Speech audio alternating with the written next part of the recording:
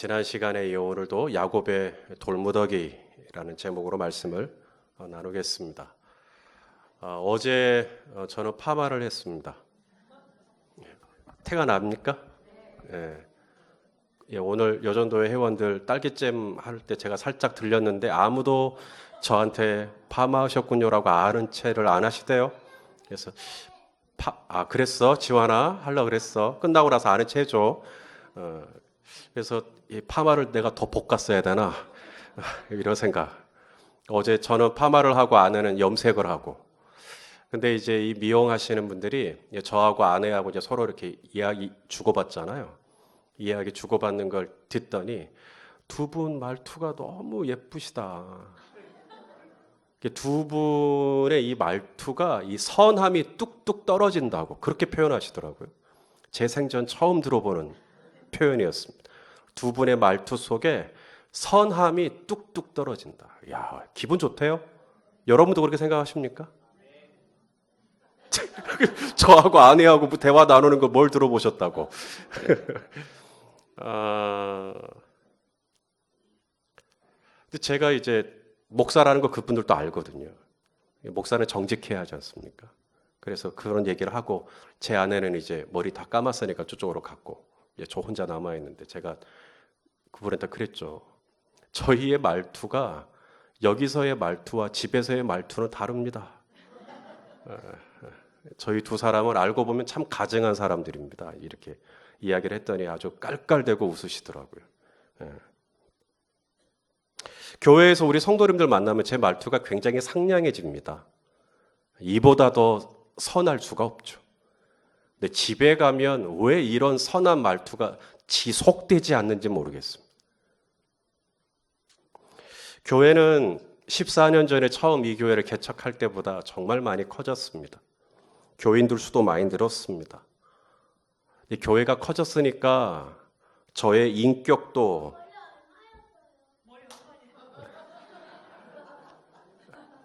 교회가 커졌으니까 저의 인격도 저의 믿음도 커졌으면 얼마나 좋을까. 교인 수가 이만큼 늘었으니까 저의 어떤 마음이나 씀씀이나 생각도 더 이렇게 커지면 얼마나 좋을까. 교회가 분명히 더 성장한 것 같고 더 커진 것 같고 참 감사하죠. 그런데 제가 행복을 느끼는 가치는 교회 사이즈가 아니거든요. 제가 진정으로 행복을 발견하기 원하는 장소는 가정입니다. 저희 집이에요. 교회가 세워지는 만큼 저희 집도 세워지기를, 교회가 커지는 만큼 저희 가정의 행복도 커지기를, 교회가 시간이 가면 갈수록 14년, 15년, 20년 그만큼 저희 자녀들도 저희 가정에 대한 만족도가 점점 높아지기를. 여러분, 이것이 비단 저만의 바람일까요? 우리 성도님들도 그러지 않습니까? 야곱도 그래요. 야곱도 마찬가지입니다. 이 라반의 집에서 벌써 20년을 지냈습니다. 결혼도 했고 자녀도 낳았고. 근데 야곱이 라반의 집에서 야반도주 하다시피 도망 나왔거든요. 이유가 뭔가? 라반의 집에 그대로 있으면 거기서 먹고 자고 그렇게 살면 됩니다. 물질도 많았으니까요. 그런데 나옵니다. 이유는 하나입니다. 가정을 세우고자 하는 열망이었어요. 언제나 내 집을 세울까? 한번 볼래요? 창세기 30장 30절 시작. 내가 오기 전에는 외삼촌의 소유가 적더니 번성하여 때를 이루었으니 내 발이 이르는 곳마다 여호와께서 외삼촌에게 복을 주셨나이다. 그러나 나는 언제나 내 집을 세우리까? 이게 야곱의 갈망입니다. 이게 그만큼 돈도 많이 생겼잖아요. 오죽하면 라반의 아들들이 경계하잖아요. 긴장하잖아요. 왜냐면 아버지 소유를 다 야곱이 가져간다는 거예요. 그 정도로 돈도 많아졌고 종도 많아졌고 지위도 올라갔고. 그런데 야곱이 행복하냐? 행복했다면 굳이 라반의 집에서 나올 필요가 없죠. 소유가 전부가 아니었던 겁니다. 명예가 전부가 아니었던 거죠.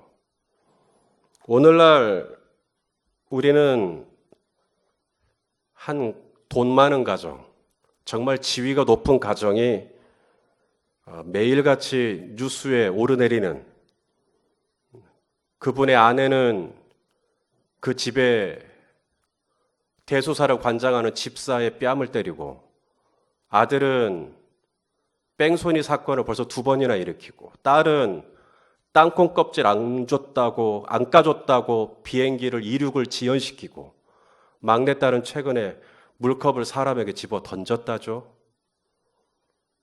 돈도 많고 지위도 높고 유명하고 사람도 많이 거느리고 과연 행복할까? 그 조 모 회장이 과연 행복할까? 3남매는 과연 행복할까? 비행기만 타면 퍼스트 클래스를 타니 행복할까? 야곱은 나옵니다. 라반에게 있으면, 하란에 있으면 그렇게 양도 많고 노비도 많고 소유도 많고 지위도 있고, 그런데 나옵니다. 그게 전부가 아닌 거죠. 그래서 나왔는데 이제 라반이 이제 그 사실을 알고 야곱을 추격하죠. 하나님의 그 사이에 개입해서 이 야곱과 라반은 서로 해하지 않고 이제 헤어지게 됩니다. 이때 헤어질 때 이 두 사람이 한 일이 뭐냐면 돌무더기를 쌓는 일을 했다는 거예요. 그게 이제 오늘 본 본문입니다. 지난 시간에도 동일한 본문을 보았죠. 그래서 지난 시간에 이 야곱이 쌓은 돌무더기가 의미하는 게 뭐냐? 그래서 오늘로 이제 끝내려고 합니다. 자, 첫 번째는 약속을 의미한다. 이 돌무더기는 약속을 의미해요. 자, 44절, 우리 여러분 성경이 있으니까 44절 시작. 이제 오라, 나와 내가 언약을 맺고 그곳으로 나와 너와 나 사이에 증거를 삼을 것이니라. 예, 언약, 약속. 어떤 약속인가? 우리 지난 시간에 보았는데 이 라반의 딸이죠. 야곱의 아내를 박대하지 않는다. 박대하지 않는. 이게 약속이에요. 이 돌무더기를 쌓은 이유가 절대 아내를 박대하지 않겠다. 박대하지 않겠다. 둘째는 아내 외에 또 다른 아내를 절대 두지 않겠다. 더 많은 아내를 두기 위하여 애쓰지 않겠다. 그래서 지금 있는 아내로 나는 만족하겠다. 지금 있는 아내에게 나는 집중하겠다. 평생 헌신하겠다. 자, 이 약속입니다. 자, 지금 야곱이 라반의 집을 나온 이유가 뭐 때문이라고요? 자신의 집을 세우기 위함이요. 자신의 집을 세우고자 하는 열망으로 나왔다고요. 그리고 이제 돌무더기를 쌓습니다. 돌무더기를 쌓은 이유는 집을 세우기 위함입니다. 이 돌무더기를 쌓으면 이제 집이 세워지는 거예요. 그러면 집을 세우기 위해서 어떤 돌무더기를 쌓느냐? 약속의 돌무더기를 쌓는 거예요. 약속의 돌무더기. 나는 당신을 박대하지 않겠다. 그리고 난 당신에게 순결을 지키겠다. 나는 당신만을 사랑하겠다. 이것은 이 세상의 논리로는, 이 세상의 가치관으로는 이게 말도 안 되는 겁니다. 왜냐하면 당시의 이 가나안의 가치관은 아내를 많이 두는 게 능력이에요. 그런데 이 야곱은 약속을 합니다. 나는 가나안의 가치관을 쫓지 않고 이 세속의 가치관을 쫓지 않고 하나님께서 결혼을 말씀하실 때 남자와 여자 단 두 사람을 얘기했으므로 나는 하나님 나라의 가치관으로 하나님 나라의 가치관을 따르겠다는 거거든요. 이것이 바로 가정을 세우기를 원했던 이 야곱이 돌무더기를 쌓은 첫 번째 의미였습니다. 우리도 다 가정을 세우기를 원해요. 그럼 내가 어떤 돌무더기를 쌓아야 되느냐? 이 첫 번째가 언약의 돌무더기, 약속의 돌무더기예요. 자, 오늘은 두 번째와 세 번째 돌무더기를 나누려고 합니다. 자, 두 번째 돌무더기.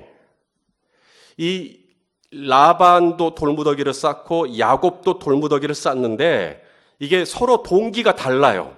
라반이 돌무더기를 쌓는 동기와 야곱이 돌무더기를 쌓는 동기는 다릅니다. 라반이 돌무더기를 쌓는 동기는 두려움 때문이에요. 자, 오늘 보면 52절 52절. 라반이 뭘 두려워하고 있는지를 보겠습니다. 52절 시작. 증거가 되고 이 기둥이 증거가 되나니 내가 이 무더기를 넘어 내게로 가서 해야 하지 않을 것이요. 하나가 더 있죠. 내가 이 무더기, 이 기둥을 넘어 내게로 와서 해야 하지 아니할 것이라. 자, 라반이 은근히 신경 쓰는 게 뭐예요? 야곱이 이 무더기를 넘어서 자신을 해야 할 것을 염려하고 있는 거예요. 그래서 이 돌무더기를 쌓은 이유가 뭐냐면 자기를 방어하기 위해서, 자기 소유를 지키기 위해서. 그래서 돌무더기를 쌓는 겁니다. 근데 야곱이 돌무더기를 쌓는 이유는 달라요. 야곱이 돌무더기를 쌓는 이유는 자신을 지키기 위해서가 아니라, 자신의 소유를 지키기 위해서가 아니라, 야곱이 돌무더기를 쌓는 이유는 가정을 세우기 위해서, 내 집을 세우기 위해서예요. 그래서 이 집을 잘 세우기 위해서 첫째는 약속을 합니다. 내 아내를 절대 박대하지 않겠다.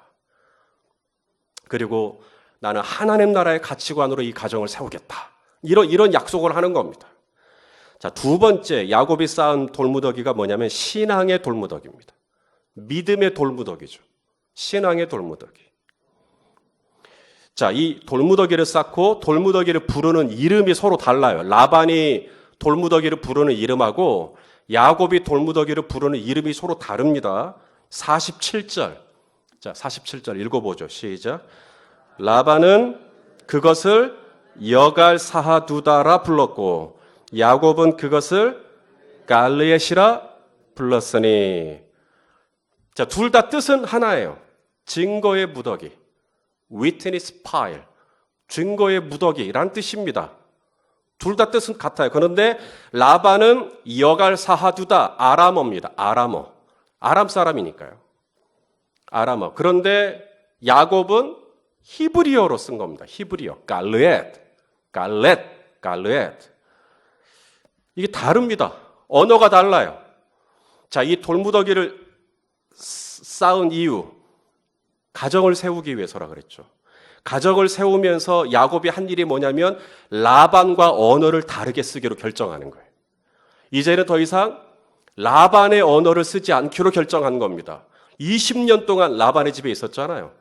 그러니 여갈사하두다라고 했을 때 야곱은 그 뜻을 이해하는 게 어렵지 않습니다.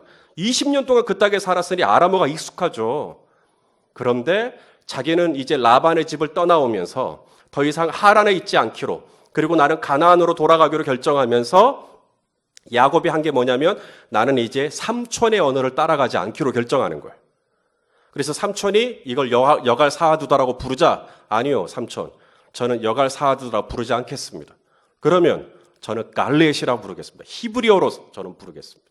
이것은 이제 삼촌의 집을 나오면서 라반과 헤어지면서 언어를 완전히 다르게 쓰겠다라고 하는 야곱의 의지입니다.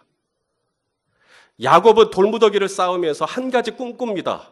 언제나 내 집을 세울까? 여러분, 이 가정을 세우기 위해서 야곱이 신경 쓴 게 뭔지 아세요? 바로 언어입니다. 언어. 내가 집에서 어떤 언어를 쓸 것이냐? 어떤 언어를 쓸 것이냐? 하란에서 쓰던 언어, 라반이 쓰던 언어, 나는 이제 더 이상 그 언어 쓰지 않겠다는 거예요. 20년 동안 내가 라반의 집에 있었지만 나는 이제 히브리어 쓰겠다는 거예요. 나는 이제 다른 언어를 쓰겠다라고 결정하는 거죠. 그게 갈르엣이라고 이름을 별도로 부른 야곱의 의지 속에 담긴 뜻입니다. 나는 이제 삼촌과 동일한 언어를 쓰지 않을 거예요. 저는 이제 하나님 나라의 언어를 쓰기 시작할 겁니다. 오순절날 성령이 임했을 때 이 제자들 안에 일어났던 변화가 있죠. 제자들 안에 일어났던 변화. 그게 뭐예요? 성령이 말하게 하심을 따라 그 말이 바뀌기 시작합니다. 맞아요? 성령이 임하고 나니까 제자들 안에 이 언어가 바뀌어요. 이제는 성령이 말하게 하시는 언어를 쓰기 시작하는 거예요. 저희 아이들이 밥 먹기 전에 식사기도 하죠. 지금도 잘 빼먹어요.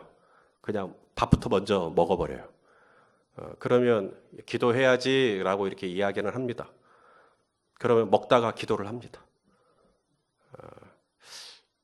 식사 기도를 하지 않으면 뭐라고 막 하지는 않아요. 왜냐하면 식사 기도는 점점점 우리 아이들에게 거룩한 습관으로 자연스럽게 자리 잡을 거라고 믿기 때문에 식사 기도를 설령 빼먹더라도 뭐라고 하지는 않습니다. 근데 제가 아주 엄하게 나올 때가 하나 있어요. 언어 때문입니다. 언어. 아이들 입에서 이게 써도 되는 말인지 이게 절대로 써서는 안 되는 말인지 구분하지 못하고 팍 나왔을 때 제가 돌변합니다. 그리고 아주 엄하게 다스립니다. 저는 이 아람어가 저희 가정에 들어오는 것을 허락할 수 없는 가장입니다. 저는 이 아람어가 저희 가정에 들어오는 것을 저는 허락하지 않을 거예요. 야곱이 돌무더기를 쌓아요. 가정을 세우기 위함입니다. 이 일을 위해서 야곱이 신경 쓴 게 뭐냐면 이제 내가 언어를 바꾸겠다는 거였거든요. 내가 이제 말투를 바꾸겠다. 내가 이제 세상에서 쓰던 언어 말고 옛날에 아무렇지 않게 쓰던 언어 말고 이제는 내가 이 언어를 바꾸겠다. 성령의 말하게 하심을 따라 이 무더기의 이름이 갈르엣, 언어를 바꾸겠다는 의지입니다. 하나님 나라의 언어로, 성도의 언어로, 거룩한 언어로 세상 사람들과 똑같은 언어 쓰지 말고 이제 내가 좀 바꾸겠다는 거예요. 그렇게 내 가정을 세우겠다는 야곱의 의지가 있는 거예요. 하나가 더 있어요. 갈르엣이라고 이름을 붙였는데 야곱은 거기다가 하나 이름을 더 붙여요. 미스바라고 이름을 또 붙입니다. 또 미스바라 하였으니 49절 읽어보겠습니다. 시작. 또 미스바라 하였으니 이는 그의 말에 우리가 서로 떠나 있을 때 여호와께서 나와 너 사이를 살피시옵소서. 자, 미스바, 갈르엣이라고 해놓고 갈르엣은 증거의 무더기라고 그랬습니다. 그리고 나서 이 갈르엣이라고 하는 이 무더기를 가리켜 미스바라고 이름을 하나 더 붙였어요. 이 미스바가 뭐냐면 오아치타워입니다. 망대예요, 망대. 그러니까 이게 높은 곳에서 바라보는 거예요. 높은 곳에서 바라보는 거. 그래서 미스바라고 이제 이름을 붙인 건 뭐냐면 하나님이 지켜보고 있다. 높이 계신 하나님이 나를 지켜보고 있다. 지금 이 믿음의 고백을 지금 드리고 있는 겁니다. 미스바. 하나님이 삼촌과 나 사이를 살피시기를 원합니다. 지켜봐 주기를 원합니다. 이 고백을 지금 하고 있는 거예요. 내가 가장이니까 그냥 내 마음대로 하겠다라는 게 아니라 제가 앞으로 이 가정을 세워갈 때 늘 하나님이 나를 지켜보고 있다. 이 눈을 의식하면서 가정을 다스리겠다는 야곱의 마음이 담겨져 있는 겁니다. 그러니까 언어를 바꾸겠다고 말하는 거죠. 하나님이 지켜보고 계시니까 내가 언어를 바꾸겠다는 거예요. 이제는 내가 아람어를 쓰지 않기로, 하란의 언어를 쓰지 않기로.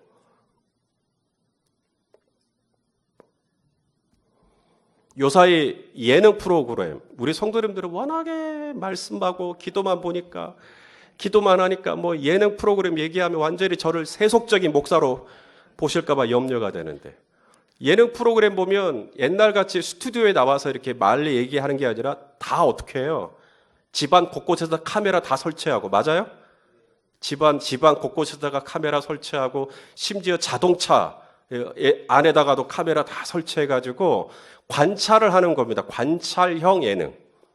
그것을 리얼 버라이어티라고 그래요. 맞아요? 리얼 버라이어티. 당최 이게 공감이 안 돼요. TV를 안 보시니까. 그걸 리얼 버라이어티라고 하는데, 여러분 그게 어떻게 리얼입니까? 스튜디오에서 하지 않고 더 이상 대본 보지 않고 그러면 그냥 리얼 버라이어티입니까? 카메라가 곳곳에 있는데. 최근에 한 연예인이 사과를 했습니다. 자기의 잘못된 행동을 용서해달라고 하는 사과였어요. 이분이 왜 그런 잘못을 범했나 봤더니 카메라가 자기 차에 가득 실려 있잖아요. 자기 기분이 너무 업됐다는 거예요. 왜냐하면 자기가 이제 차에서 지내는 모든 것이 전국에 방송된다 생각하니까 평소보다 너무 업됐다는 거예요. 그래서 말도 좀 함부로 하고. 그게 리얼인가요? 평소와 달라진 게 어떻게 리얼이에요? 평소와 똑같으면 리얼이지. 근데 뭔가 이 카메라를 의식하잖아요.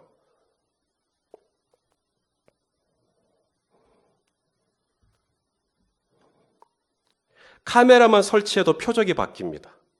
카메라만 설치해도 언어가 바뀝니다. 카메라만 설치해도 태도가 바뀝니다. 최근에 한 목사님이 이 재직회만 하면 성도들이 너무 싸우니까, 재직회만 하면 성도들이 좌우지간 으르렁거리고 싸우고 소리 지르고 너무 마음이 아픈 거예요. 그래서 기도를 하는데 하나님이 지혜를 주셨어요. 여러분, 재직회는 교회의 역사입니다. 앞으로 저희 교회는 재직회를 할 때 모든 상황을 녹화하겠습니다. 그 다음부터 싸움이 굉장히 부드러워지는 거예요. 그래서 놀라운 일이 일어났다고, 카메라 한 대가 분위기를 바꾼다고 막 저희한테, 여러분들도 교회 가서 재직회 할 때 카메라 하라고. 아니, 카메라가 나를 보고 있다, 그리고 이것이 남는다라는 것만 생각해도 그 고석이 오가던 태도가 부드러워진다면, 오늘 야곱이 갈르엣이라는 돌무더기를 쌓고 그거로 양이 안 차는 거예요. 이름을 하나 더 붙이는 거예요. 이건 미스바다, 미스바. 미스바의 뜻이 뭐냐면 하나님이 나를 지켜보신다.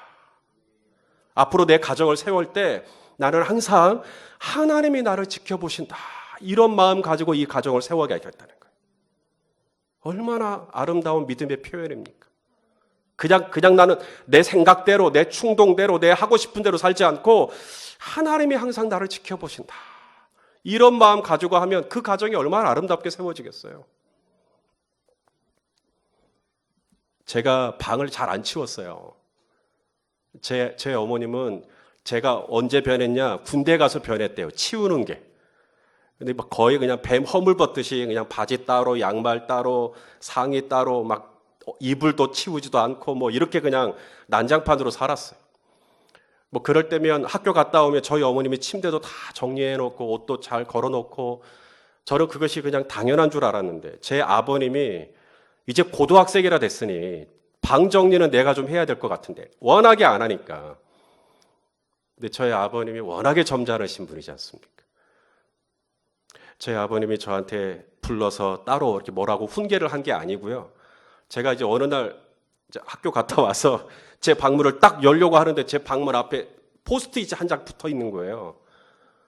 포스트잇 한 장. 그게 제 아버님이 저한테 메시지를 전달하는 방식입니다. 근데 그 포스트잇 한 장 보고 그 다음 날부터 제가 침대를 정리하고 옷을 정리하고 양말을 세탁기에 집어넣고, 완전히 사람이 변했어요. 그 포스트잇이 뭐냐면 이거였어요. 주님이 도둑처럼 재림하시는데 네 방에 오시면 뭐라고 하실까? 딱 그거였어요. 주님이 도둑처럼 와가지고 네 방을 갑자기 들어가면 네 방 꼬라지 보고 뭐라고 생각하실까, 이 말이잖아요. 주님이 나를 지켜보신다. 주님이 나를 보고 계신다. 주님이 내 방을 본다. 주님이 내 컴퓨터를 같이 본다. 이 생각하면 어떻게 되겠냐는 거예요. 미스바. 하나님이 나를 지켜보고 계신다. 그렇게 하면 내 가정이 세워지겠구나. 그렇게 하면 내 가정이 세워지겠구나. 마지막, 야곱이 쌓은 돌무더기. 정말 내 가정을 어떻게 세울까 고민하면서 쌓은 이 돌무더기. 마지막 이 돌무더기의 의미가 뭐냐면요, 화해의 돌무더기입니다. 화해의 돌무더기.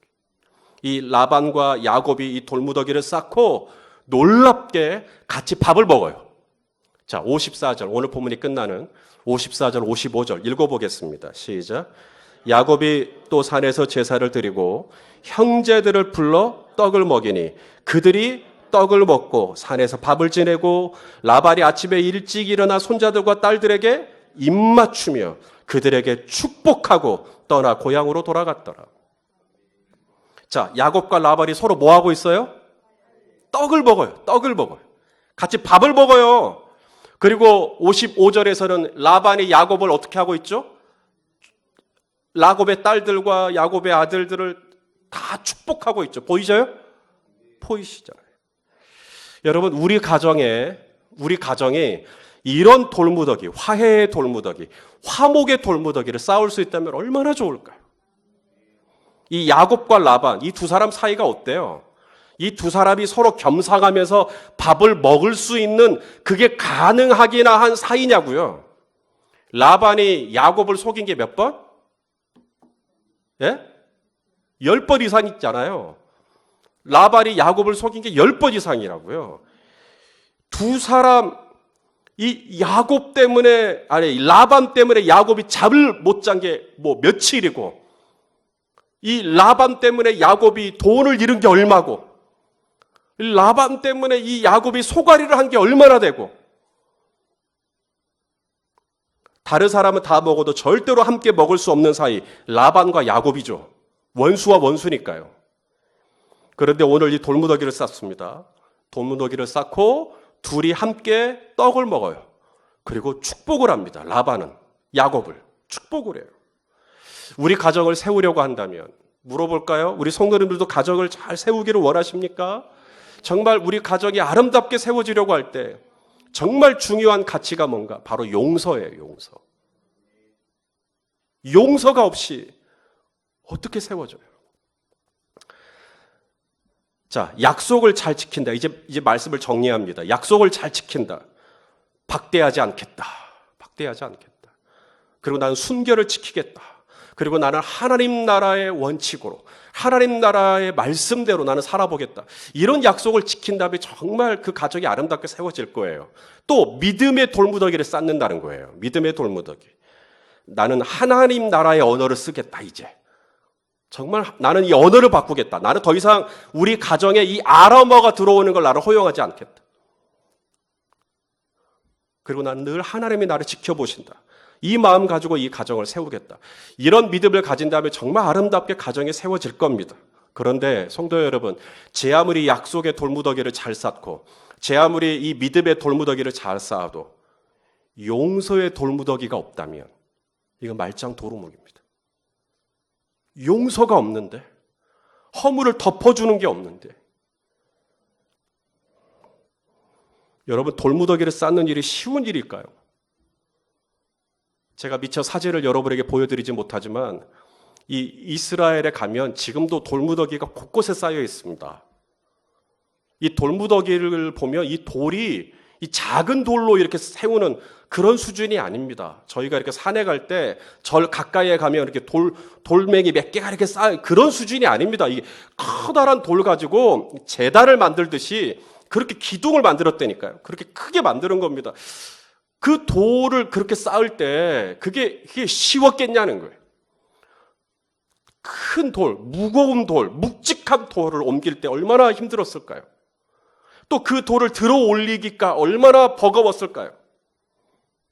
자칫 잘못하면 실수로 그 돌을 떨어뜨릴 수도 있고 또 실제로 떨어져서 발등이 찍힐 수도 있었지 않았을까?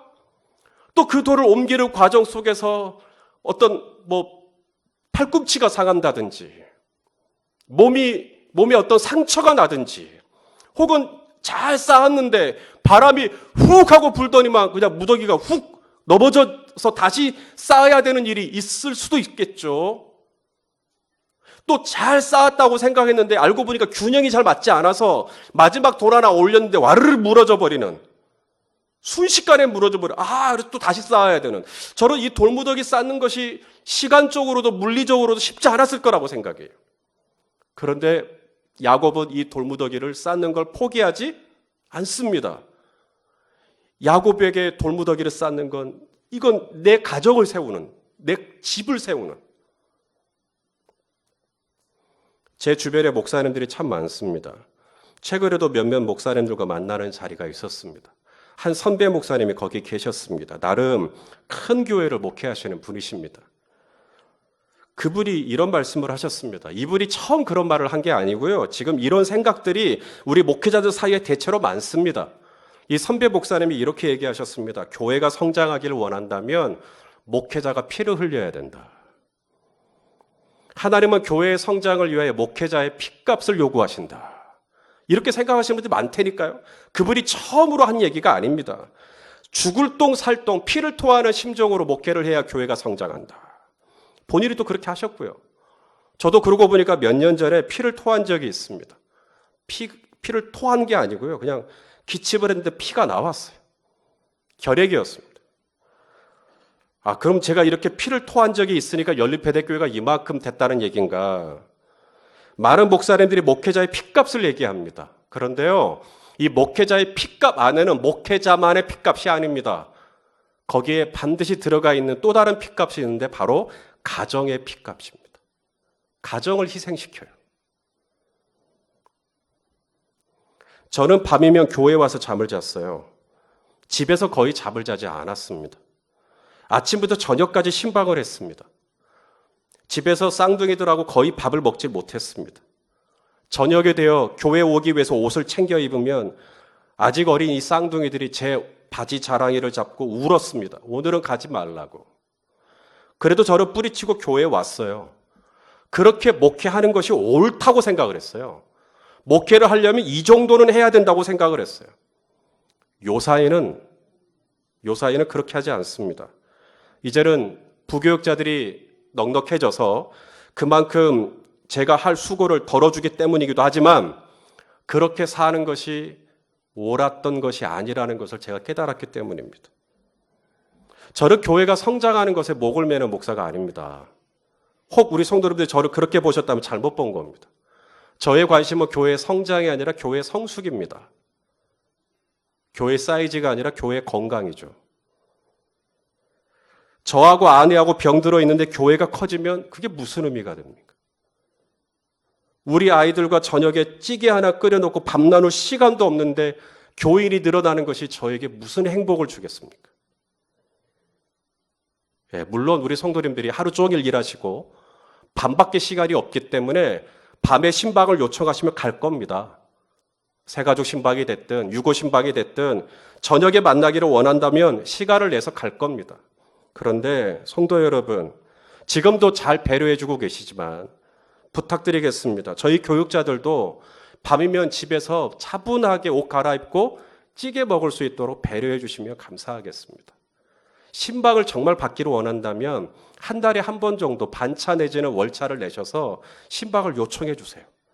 그러면 저희도 기쁨으로 가서 낮 시간 동안에 얼굴 뵙고 충분하게 얘기 드리고 하겠습니다. 저를 요사이 신방은 오전에 합니다. 병원 신방이나 유고 신방이 있으면 오후에 하고요. 가급적이면 저녁 시간은 가족들과 같이 있으려고 합니다. 4월은 다섯째 주간이 있는 날입니다. 작년까지만 해도 다섯째 주간이 되면 목장 모임을 주중에 3번, 목장 주일에 목장 모임을 1번.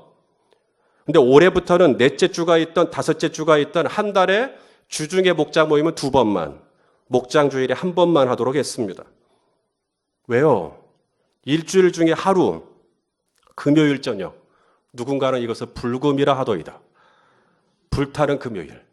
그래서 이 금요일 날 모처럼 안식하고 좀 쉬는데 또 목장 모임 가야 하는 거예요. 물론 목장 모임 가야죠. 목장 모임보다 더 중요한 건 가정입니다.